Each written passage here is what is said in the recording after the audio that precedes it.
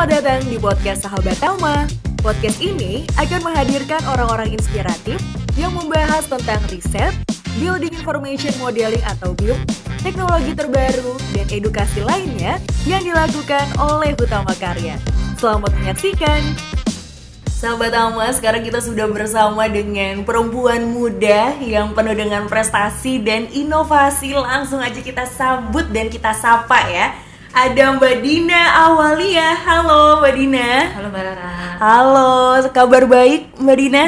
Baik. Alhamdulillah. Oke, jadi buat sahabat Tama yang belum tahu ya, Mbak Dina ini adalah perempuan yang berhasil memenangkan penghargaan Innovator of the Year 2021 dari ajang Autodesk ASEAN Innovation Awards 2021. Wow, keren banget Mbak Dina. Pertama aku mau ngucapin congratulations dulu. Makasih Mbak. Ini kompetisi di tahun berapa Mbak? 2021. 2021. Oh iya 2021 tadi namanya Awards 2021 ya. Oke, Mbak Dina ini memenangkan atas pencapaiannya menerapkan light detection and ranking ya Mbak ya. LiDAR. Ya. LiDAR ya. Sebenarnya ini sih kombinasi ya. Oh kombinasi, oke. Sebenarnya untuk secara kategori dari lombanya memang lebih fokus ke BIM ya, Building Information Modeling. Namun kemarin itu untuk highlight dari penggunaan BIM yang ada di divisi, untuk khususnya untuk di ruas Rengat Pekanbaru itu ya kita pakai LiDAR. Nah itu yang kita highlight gitu, khususnya gitu. Oke, jadi yang di highlightnya itu adalah LiDAR-nya ya. Cuma memang untuk itunya adalah pakai BIM. Ya. Oke. Nah, boleh diceritain Mbak Dina gimana awalnya bisa ikut kompetisi ini? Awalnya starting point-nya boleh diceritain? Jadi ya sebenarnya kalau misalnya untuk si lombanya ini sendiri memang udah dari awal Maret ya kalau nggak salah. Maret 2021. 2021 itu emang ada ini lah memang di program gitu ya sampai dari SIT juga memang di udah dibagi-bagi gitu. Misal untuk memang awalnya itu lombanya namanya Autodesk internasional ya pokoknya. Jadi kan kalau ini memang batasannya ASEAN, kalau kita memang internasional.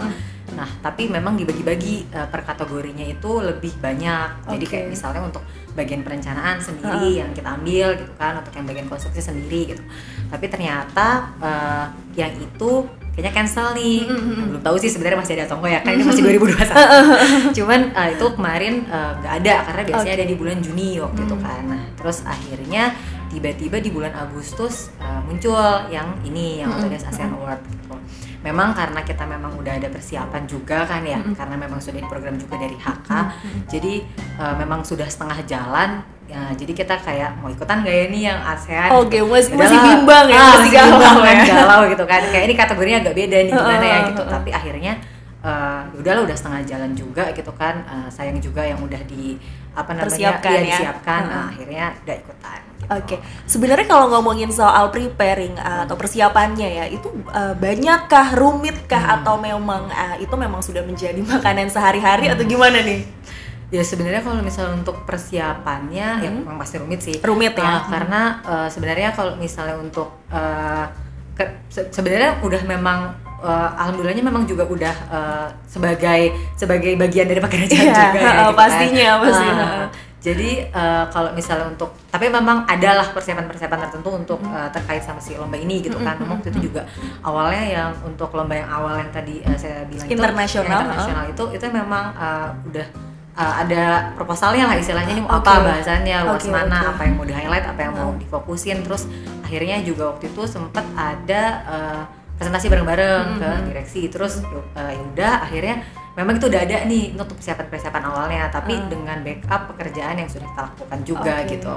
Itu sih mungkin untuk persiapannya. Itu persiapannya. Tapi untuk ini kan tim berarti ya Mbak? Betul. Nah ini timnya siapa aja nih kalau boleh tahu ya, untuk yang terlibatnya? Ya. Timnya kalau dari kita satu bagian di divisi perencanaan jalan tol, ada subbagian dari BIM dan metode konstruksi. Kita berenam. Berenam ya. Jadi ada saya, David, Syafiq, Dul, Deo sama Isan. Jadi memang barengan ya. Sebenarnya yang malah yang gimana ya, kalau nggak ada mereka nggak jadi nih kayak gitu sih. Oke. Tapi untuk dari manajemen sendiri pastinya sangat mendukung ya Mbak. Sangat mendukung. Oke. Nah, kalau untuk ngomongin tentang pekerjaan, karena tadi Mbak Dina juga sempat mention kalau ini adalah bagian dari pekerjaan sebenarnya ya. Tapi untuk pengaplikasiannya ini, apakah menjadi suatu implementasi nyata atau memang sudah diterapkan sebelumnya pada pekerjaan proyek-proyek sebelumnya yang Mbak Dina handle? Sebenarnya kalau misalnya untuk lombanya ya mungkin di kemarin kita sampaikan juga itu kan kalau Rengat Pekanbaru highlightnya LIDAR untuk secara pekerjaan untuk implementasi BIM-nya sendiri memang sampai saat ini sudah di divisi perencanaan jalan tol sendiri memang sudah diterapkan gitu ya untuk implementasi BIM di ruas yang sekarang jalan itu ada ruas yang basic design itu di ruas jalan tol Pekanbaru, di ruas Betung Jambi juga ada di ruas Jambi Rengat gitu. Terus untuk yang di ruas-ruas lainnya juga ada yang memang sudah tahapan setelah basic design itu tahapan rencana teknik akhir itu memang sudah menerapkan dibantu dengan stakeholder lainnya juga tentunya dengan kontraktor juga konsultan supervisi terus juga dari tim dari divisi pengembangan jalan tol divisi pembangunan jalan tol. Nah cuman untuk untuk itunya memang sudah dijalankan. LIDAR juga kita sudah jalan juga kan. Memang memang sudah dipakai untuk perencanaan dari mulai basic sampai RTA seperti itu. Tapi untuk beberapa hal mungkin seperti misalnya kemarin itu kan kita juga masukin ya misal penggunaan VR gitu virtual reality, terus juga ada untuk simulasi driving. Nah, seperti itu memang kita masih dalam tahap pengembangan juga. Jadi itu kita istilahnya sudah mulai bisa dilakukan, sudah dari apa yang kita kerjakan sudah bisa mulai masuk ke situ. Tapi untuk penggunaannya nantinya seperti apa itu masih dalam tahap pengembangan juga sih. Jadi memang ada setengah-setengah, 50-50 lah ya. Jadi memang ada yang sudah diimplementasikan, ada yang masih dalam proses pengembangan ya. Nah, biar sahabat Tama ada gambaran sedikit ya. Kita boleh lihat nih beberapa contoh gambarnya ya Mbak Dina ya. Boleh dijelaskan sekilas nih. Ini kan berarti di tol Trans Sumatera ya, di ruasnya Rengat Pekanbaru. Ya ini ruas Rengat Pekanbaru. Nah ini kan untuk jadi tahapannya sendiri untuk di ruas Rengat Pekanbaru masih tahapan perencanaan. Sekarang sudah mulai masuk ke perencanaan rencana teknik akhir. Cuman yang kita buat ini memang untuk di tahapan basic design. Ini yang kita buatkan menjadi model BIM ini memang sudah merupakan perencanaan dari konsultan perencana yang awalnya desainnya adalah desain manual 2 dimensi. Akhirnya dari sana kita buatkan untuk BIM modelnya jadi 3 dimensi dan kita ada beberapa juga memang mungkin penyesuaian ya. Kalau misalnya memang dirasa ada hal yang kurang optimal dilakukan penyesuaian review kecil lah gitu ya. Semacam misalnya untuk tebal perkerasan dari jalan lokal dicari yang optimalnya seperti itu. Atau misalnya juga penyesuaian dari kemarin juga ada beberapa penyesuaian misal alignmentnya seperti itu. Jadi memang juga dibuatkan perbandingan ya antara data yang kita punya itu data survei topografinya memang ada dari konsultan perencana awalnya itu IFSAR. Nah itu memang istilahnya untuk masalah tingkat kedetailan dan tingkat keakuratan itu lebih less detail daripada si LIDAR. Akhirnya kita bandingkan juga antara LIDAR versus IFSAR seperti apa perbandingannya. Comparisonnya ya. Perbandingannya seperti itu. Itu sih mungkin kita secara general. Lihat lagi. Wah, ini sudah berapa persen nih Mbak Dina? Untuk perencanaannya sendiri kalau untuk yang Rengat Pekanbaru ini tuh memang ada 198 kilo. Nah, tapi untuk untuk pekerjaan dari BIM-nya itu sendiri yang sudah selesai masih di angka 30-40% lah. 30-40% ya. Tapi untuk progres implementasi BIM-nya sendiri berarti memang sudah bekerja dengan baik ya berarti untuk implementasi BIM-nya progresnya. Di jalan tol untuk di jalan tol Trans Sumatera ini ya masih ini sih memang ya istilahnya untuk ya kita masih transisi lah gitu memang dari yang proses manual ke proses 3D ya kita juga berusaha untuk bisa gitu memaksimalkan penggunaan si BIM-nya ini gitu untuk bisa dapat manfaat sama value apa sih yang didapat gitu ya. masih ini sih ya proses ya mungkin gitu ya. kalau dari kita ya berusaha untuk semaksimal mungkin lah gitu. Tapi ada dampaknya yang signifikan nggak sih Mbak Dina yang dirasakan untuk Mbak Dina sendiri aja deh gitu, subjektif dari Mbak Dina?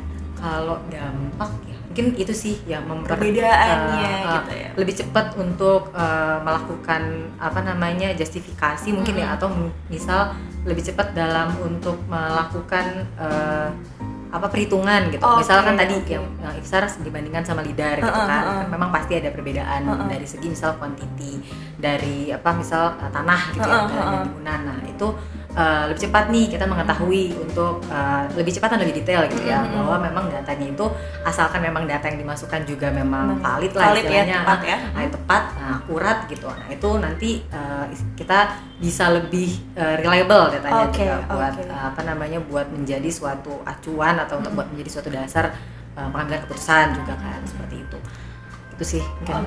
Ini apa nih Mbak Dina nih? Ini adalah Autodesk.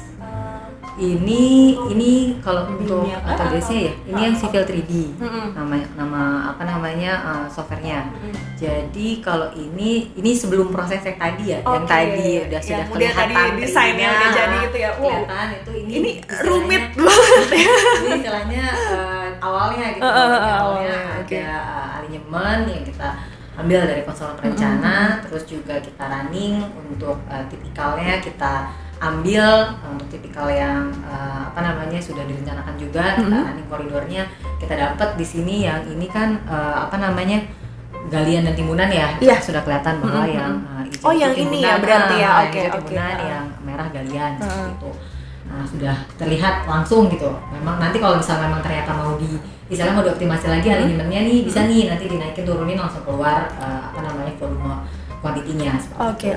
Jadi sangat detail ya bisa dibilang ya. Iya. Detail banget ya, sampai maksudnya kita ketika memang sudah memasukkan data yang valid, berarti yang keluar juga akan lebih reliable gitu ya. Oke.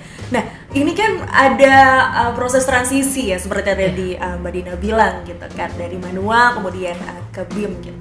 Pastinya ada kendala-kendala nih Mbak Dina yang dihadapi ketika mengerjakan ini. Boleh di-share ke sahabat Alma? Kendala-kendala apa aja sih yang Mbak Dina rasakan, atau mungkin kendala paling berkesan untuk Mbak Dina sendiri ya, yang paling tidak bisa Mbak Dina lupakan gitu? Tidak bisa dilupakan.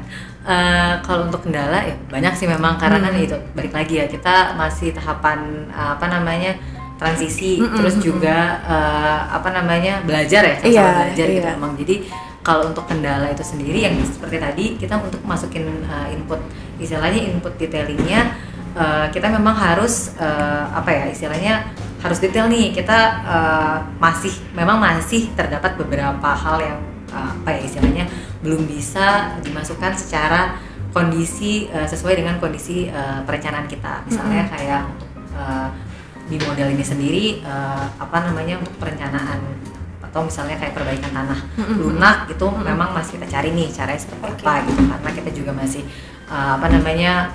ini juga lah mencari referensi gitu kan, untuk referensi dari mungkin dari teman-teman yang stakeholder kita juga, seperti misalnya dari kontraktor atau misalnya juga dari teman-teman memang pengajar atau pelatihnya itu seperti apa sih. Jadi memang sama-sama berbagi informasi kayak istilahnya apa yang kita butuhkan, seperti apa tingkat kedetailannya, karena memang kan untuk di infrastruktur ini memang banyak banget itemnya gitu. Iya, betul. Untuk yang istilahnya yang dimasukkan sebagai perencanaan tuh banyak banget gitu. Jadi memang istilahnya ya ada gap lah gitu antara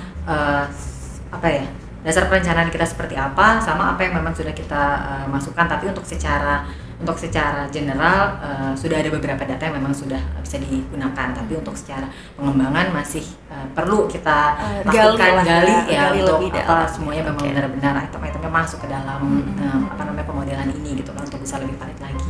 Terus juga yang lainnya mungkin yang mendasar ya terkait sama ini sih ya SDM juga gitu kan. Memang karena masih belajar juga, semuanya masih belajar sih, masih banyak banget belajar gitu kan, kayak terus juga istilahnya jadi belajar sambil ngerjain gitu.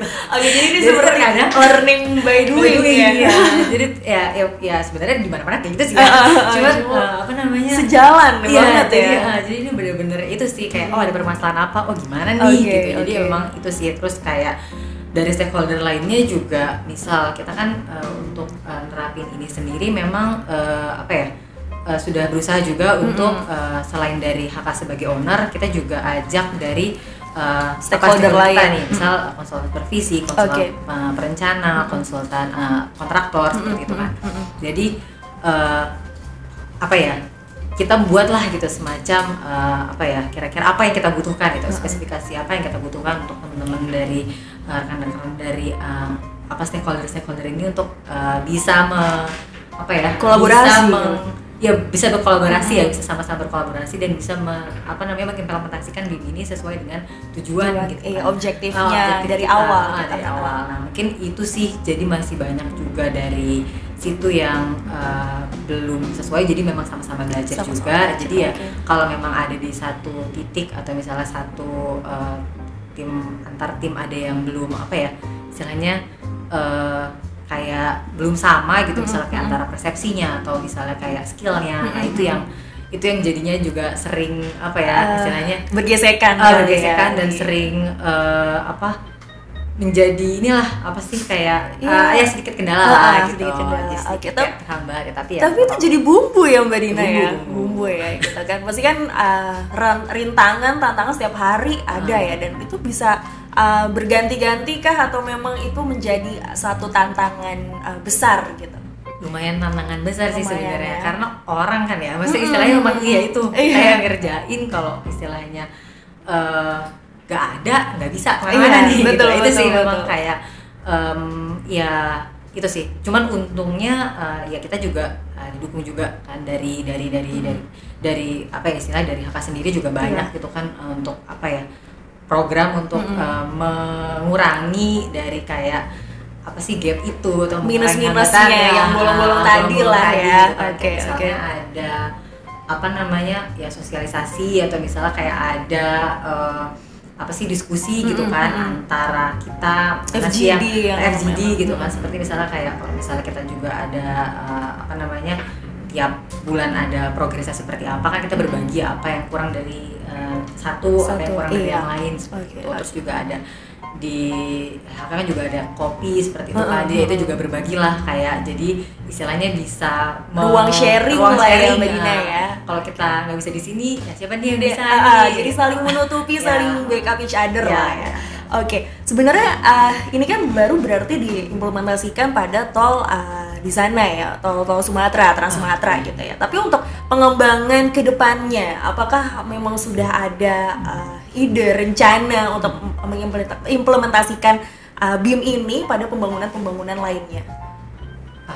Kalau itu untuk saat ini ya, sejauh ini pengetahuan saya masih untuk karena mungkin lingkup dari di kami juga, di saya juga ya, lebih ke Jalan Tol Trans Sumatera. Jadi mungkin untuk terkait sama pengembangan ya lebih ke terkait pengembangan, tetap mungkin kalau untuk lingkup secara Jalan Tol Trans Sumatera, cuman seperti apa yang kita dapatkan dari BIM, mungkin pengembangan itu ya yang kita cari. Jadi mungkin kalau sekarang istilahnya kita masih masih kayak sama nih, maksudnya gimana ya, masih kita dapatnya apa nih, quantity, kita dapatnya apa, cost detection, kita dapatnya apa, memudahkan visualisasi, mungkin orang lain juga jadi bisa lebih bayang gitu kan seperti apa, atau kita dapatnya apa, bisa lebih mudah untuk optimalisasi gitu kan. Nah mungkin yang kedepannya lagi bisa bisa lebih kayak CVR-nya tadi gitu kan, belum kita istilahnya belum kita maksimalkan gitu kan, belum kita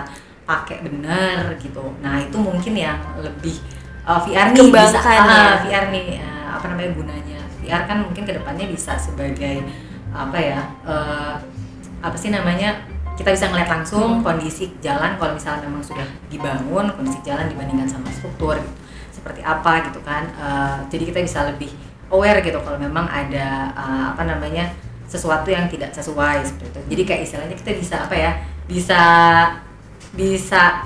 melihat kita pada saat VR kan kita bisa melihat kita di kondisi perencanaan yang sebenarnya tuh belum ada gitu kan. Nah itu mungkin bisa jadi fokus lah ya. Gitu. Salah satu objektif lainnya berarti yang bisa dikembangkan ya, gitu. Untuk tadi yang dari simulasi juga kan kita bisa untuk kedepannya untuk mengecek bahwa apakah desain yang dibuat gitu kan oleh pesawat rencana itu memang sudah nyaman, sudah aman seperti itu. Nah itu mungkin bisa ke sana sih. Gitu.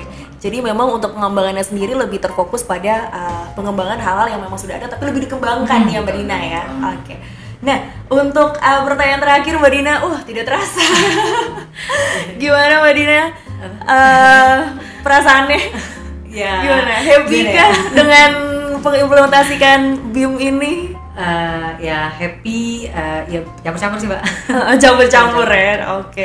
Nah sebenarnya kalau untuk Mbak Dina sendiri yang mungkin bisa dibilang sekarang masih dalam generasi milenial ya, dan sekarang masuk ke generasi Z ya Mbak ya. Gimana sih caranya dari Mbak Dina sendiri ya bekerja sebagai seorang milenial dan sekarang transisi ke generasi Z? Pasti kan ada perbedaan lah ya, perbedaan kondisi gitu kan, karena kan yang namanya transisi ya Mbak ya kan nggak selamanya mudah gitu kan, pasti ada kendala-kendala dan tantangan tersendirinya. Apa ya, kalau untuk tantangan menjadi generasi milenial mungkin itu ya bisa sama-sama berdiskusi juga ya, maksudnya kayak sama istilahnya generasi di bawah maupun juga generasi di atas. Istilahnya mungkin kita kan lebih aware sama teknologi gitu kan, lebih aware sama digitalisasi gitu kan. Jadi kita juga mesti catch up gitu, maksudnya kayak apa gitu, mau banyak belajar juga gitu kan. Jadi sebenarnya ini nasihat ke saya sendiri juga sih. Jadi mesti mau belajar juga gitu kan. Cerminan sekaligus introspeksi kali ya. Kayak mesti mau banyak belajar juga. Jadi kayak benar-benar cari tahu gitu kalau misalnya kayak ada suatu teknologi A gitu kan, plus minusnya apa gitu. Dan mungkin ini juga ya kayak jadinya istilahnya berdiskusi juga kayak ini apakah bisa nih diterapkan gitu kan, apakah seperti itu, apakah mungkin juga untuk transisinya mungkin kan ya antar generasi memang beda ya untuk istilahnya ke pasien untuk terkait itu juga. Nah seperti apa enaknya untuk bisa semuanya menjadi lebih nyaman ya. Oke. Jadi memang kita harus sama-sama menyesuaikan ya dari diri kita sendiri dan begitu pula menyesuaikan dengan orang lain gitu. Wow, terima kasih Mbak Dina sudah sharing bersama Sahabat Tama. Terima kasih, sangat memotivasi. Semoga apa yang disampaikan Mbak Dina bisa menjadi satu motivasi ya Mbak ya untuk para pejuang proyek di luar sana. Dan sebelum kita berpisah nih Mbak Dina, mau kasih kenang-kenangan, mau diterima ya? Iya, apa tuh Mbak? Oke, kira-kira apa nih Mbak Dina? Bisa nebak kah? Kayak ada hubungannya sama logo ini deh. Oh, ada hubungannya. Iya, ada sih sedikit sih. Ada ya tulisannya mungkin. Jadi langsung aja saya kasih ya. Oke, Mbak Dina, ini dia ada kaos dari Sahabat Tama Podcast. Oh ya. Makasih Mbak. Boleh. Biasa. Nah ini nanti boleh dipakai nih Mbak Dina ya, atau dipajang boleh sebagai hiburan. Boleh di hiburan ya. Ini sebagai salah satu tanda Mbak Dina pernah duduk di kursi panas podcastnya Sahabat Tama membicarakan tentang BIM gitu loh. Oke? Sama-sama. Nah, thank you Mbak Dina sekali lagi ya sudah sharing bersama dengan podcast Sahabat Tama. Terima kasih untuk cerita-cerita inovatifnya, cerita-cerita memotivasi yang semoga bisa menjadi motivasi juga ya untuk orang-orang di luar sana. Oke, terima kasih. Sama-sama. Terima kasih. Nah, untuk Sahabat Tama, terima kasih juga sudah menyaksikan podcast Sahabat Tama bersama dengan Mbak Dina. Dan pastikan untuk stay tune terus di podcast Sahabat Tama di YouTube-nya Sahabat Tama. Sampai jumpa lagi.